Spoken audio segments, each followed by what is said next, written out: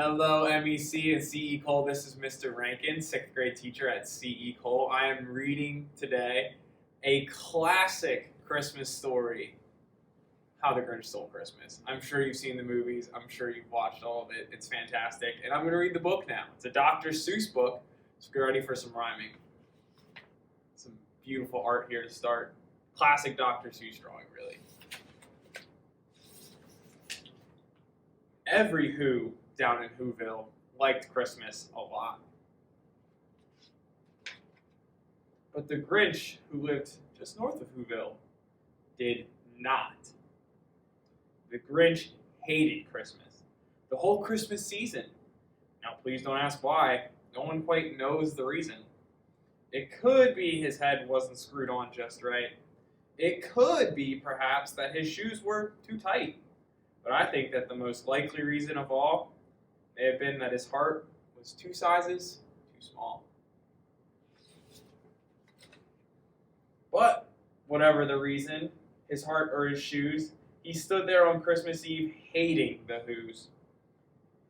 He's staring down from his cave with a sour, grinchy frown at the warm lighted windows below in their town.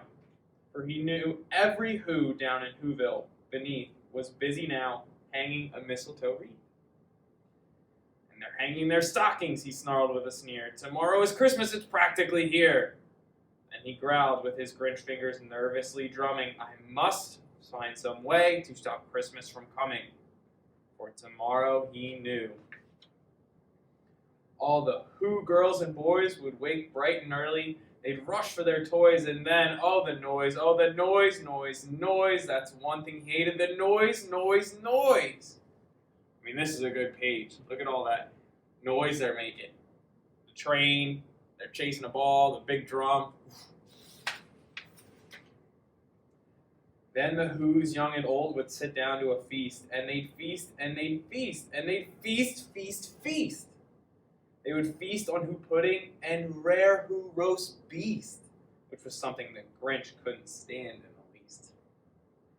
Another good drawing, all the people at the table there.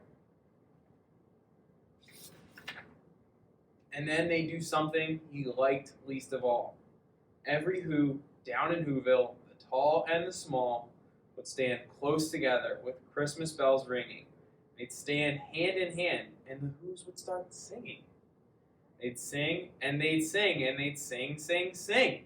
And the more the Grinch thought of this Who Christmas sing, the more the Grinch thought, I must stop this whole thing. Why, for 53 years I've put up with it now. I must stop this Christmas from coming. But how?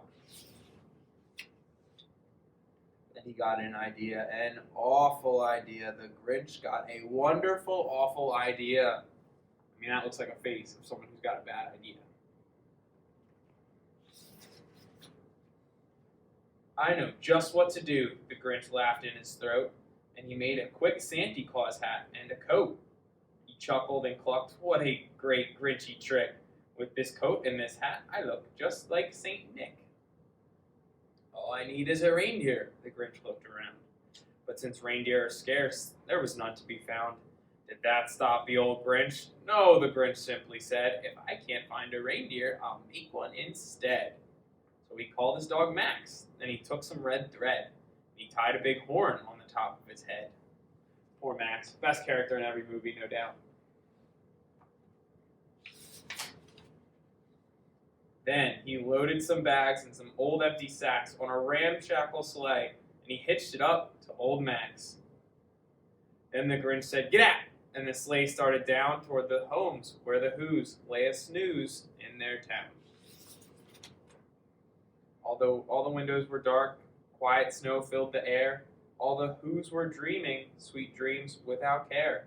When he came to the first little house on the square, this is stop number 1, the old Grinchy Claus hissed, and he climbed to the roof, empty bags in his fist. That poor house, about to lose all their Christmas gifts. Then he slid down the chimney, a rather tight pinch, but if Santa could do it, then so could the Grinch. He got stuck only once for a moment or two, then he stuck his head out of the fireplace flue, where the little Who stockings all hung in a row. These stockings, he grinned, are the first things to go. Are you stealing all the stockings? Then he slithered and slunk with a smile most unpleasant. Around the whole room, he took every present, pop guns and bicycles, roller skates and drums, checkerboards, tricycles, popcorns, and plums. And he stuffed them in bags, and the Grinch very nimbly stuffed all the bags one by one up the chimbley. Then he slunk to the icebox. He took the Who's feast. He took the Who pudding. He took the roast beast. He cleaned out that icebox as quick as a flash. Why, that Grinch even took their last can of Who hash. And then he stuffed all the food up the chimney with glee. And now, grinned the Grinch, I will stuff up the tree. And the Grinch grabbed the tree and he started to shove when he heard a small sound like the coo of a dove. He turned around fast and he saw a small Who, little Cindy Lou who is not more than 2. The Grinch had been caught by this tiny Who daughter who got out of bed for a cup of cold water. She stared at the Grinch and said, Santa Claus, why? Why are you taking our Christmas tree? Why? But you know that old Grinch was so smart and so slick, he thought up a lie and he thought it up quick. Why, my little sweet tot, the fake Santa Claus lied. There's a light on this tree that won't light on one side. So I'm taking it home to my workshop, my dear. I'll fix it up there, then I'll bring it back here. And his fib fooled the child. Then he patted her head, and he got her a drink, and he sent her to bed. And when Cindy Lou Who went to bed with her cup, he went to the chimney and stuffed the tree up. Then the last thing he took was the log for the fire. Then he went up the chimney himself, the old liar. On their walls he left nothing but hooks and some wire. And the one speck of food that he left in the house was a crumb that was even too small for a mouse. Then he did the same thing to the other Who's houses, leaving crumbs much too small for the other Who's mouses. It was 1:15, all the Who's still abed, all the Who's still a snooze, when he packed up his sled, packed it up with their presents, the ribbons, the wrappings, the tags, the tinsel, the trimmings, the trappings. I mean, look at all that. That's a sleigh full. 3,000 feet up the side of Mount Crumpet. He rode with his load to the tip-top to dump it. Pooh-pooh to the Who's, he was grinchiously humming. They're finding out now that no Christmas is coming. They're just waking up. I know just what they'll do. Their mouths will hang open a minute or two. Then the Who's down in Whoville will all cry boo-hoo.